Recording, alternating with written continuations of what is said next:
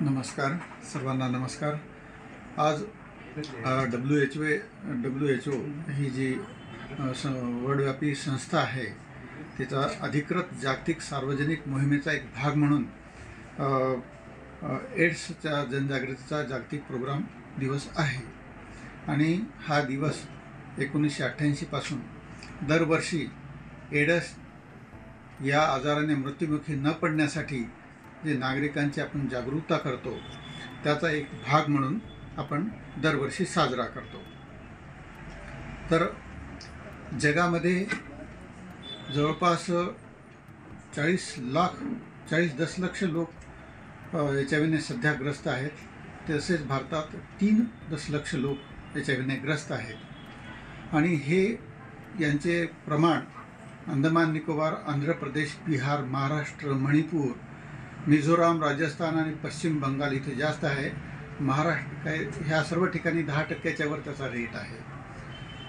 परंतु ह्या आजाराविषयी खूपच दहशत तरी पसरलेली आहे किंवा अज्ञान आहे आणि त्याच्यामुळे तो आजार जास्त पसरतो किंवा त्यांच्यात मृत्यूचे प्रमाण जास्त आहे।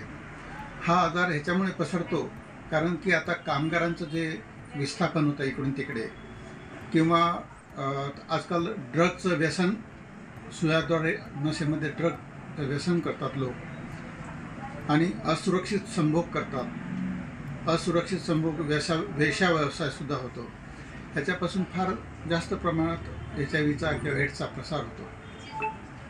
परंतु त्याच्या काही लोकांमध्ये भावना आहेत की आपण एका ताटात जेवल्यानंतर किंवा एखादं चुंबन घेतल्यानंतर सुद्धा तो पसरतो, एका अंथरण पांघरण वापरल्यानंतर सुद्धा तो आजार पसरतो, अशा काही गैरसमज आहेत।